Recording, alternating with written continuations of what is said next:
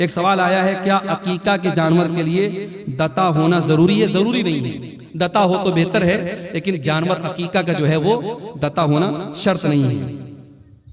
اگر بچہ مرا ہوا پیدا ہو تو اس کا جنازہ پڑھیں گے یا نہیں، اس مسئلے میں علماء کا اختلاف ہے۔ علامہ البانی کی جو تحقیق ہے وہ یہ ہے کہ چونکہ بچہ جو ہوتا ہے 4 مہینے کا جب ہو جاتا ہے 120 دن کا، تو اس کے اندر روح ڈال دی جاتی ہے۔ ماں کے پیٹ میں بچہ جب 4 مہینے کا ہوتا ہے اس کے اندر روح ڈال دی جاتی ہے، اس لیے 4 مہینے کے بعد جب بھی وہ پیدا ہوگا، اگر وہ جنازہ پڑھنے، اگر وہ غسل دینے لائق ہوگا تو غسل دیں گے اور کفنائیں گے اور جنازہ بھی پڑھیں گے، اور یہی بات زیادہ مضبوط سمجھ میں آتی ہے دلیل کی روشنی میں۔ تو بہتر یہ ہے کہ اس کا جنازہ پڑھیں گے۔ اگر کوئی نہیں پڑھتا ہے تو کوئی گناہ کی بات نہیں ہے، لیکن دلیل کی روشنی میں زیادہ مضبوط بات یہی ہے۔ کیا غیر مسلم کا روپیہ مسجد میں لگا سکتے ہیں؟ لگا سکتے ہیں، مگر ایک شرط ہے۔ اگر وہ غیر مسلم کوئی ایسا کاروبار کرتا ہے جو پورا کا پورا حرام کاروبار ہے تو وہ پیسہ پھر ہم مسجد میں نہیں لگائیں گے، اس کو منع کر دیں گے، بھائی تمہارا پیسہ ہم نہیں لے سکتے۔ لیکن ایسا بہت کم ہوتا ہے، غیر مسلموں کے یہاں بھی حلال بزنس بھی ہوتے ہیں، حرام بزنس بھی ہوتے ہیں، تو اگر مکس آمدنی ہے تو ہم وہ لے سکتے ہیں۔ اس کی دلیل کیا ہے؟ نبی کے دور میں مکہ کے کافروں نے اللہ کے گھر کو خانہ کعبہ کو بنایا تھا آپس میں چندہ کر کے، لیکن وہ لوگ بھی خانہ کعبہ کی بڑی عزت کرتے تھے تو انہوں نے حلال آمدنی سے ہی بنایا تھا۔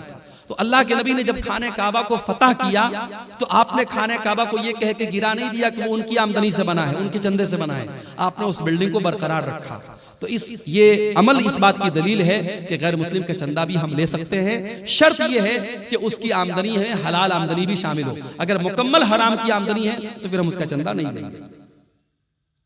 گائے یا بیل کا عقیقہ دے سکتے ہیں یا نہیں؟ نہیں دینا چاہیے، مناسب نہیں ہے، اس لیے کہ عقیقہ کے جانور میں جہاں بھی حدیث میں ذکر ہے چھوٹے جانور کا ذکر ہے۔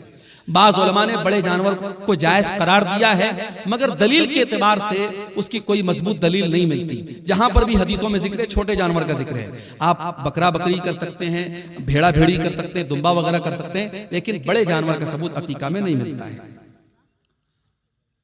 کیا سردار کے پاس فطرہ جمع کر کے کیا کریں گے؟ اس کو تقسیم کریں گے؟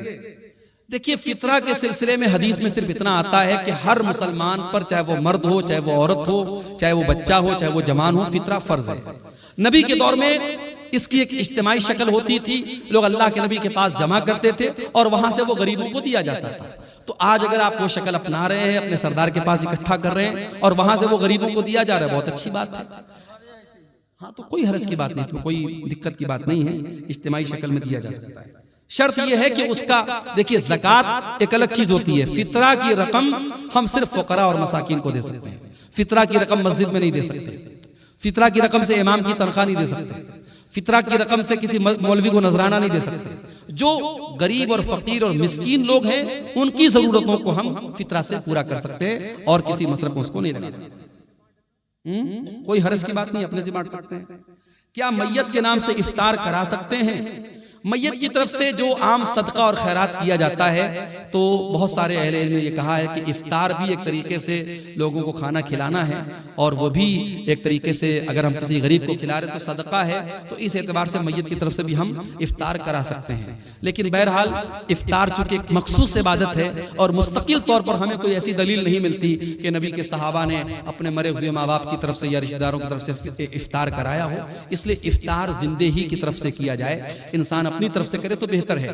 اپنے مردہ لوگوں کی طرف سے اگر کچھ کرنا ہے تو غریبوں میں پیسہ بانٹ دے، غریبوں کو کھانا دے دے، افطار کرانے میں جو ہے پرہیز کیا جائے تو زیادہ بہتر ہے۔ تو یہ چند باتیں تھی سیرت نبی کے موضوع کے تعلق سے۔ اللہ سے ہم دعا کرتے ہیں رب العالمین ہم سب کو اپنے نبی سے سچی محبت کرنے کی توفیق عطا فرمائے، جو باتیں ہم نے سنی ہیں اللہ تعالیٰ ان پر عمل کرنے کی توفیق عطا فرمائے۔ آمین۔ وآخر دعوانا ان الحمدللہ رب العالمین۔ والسلام علیکم ورحمۃ اللہ۔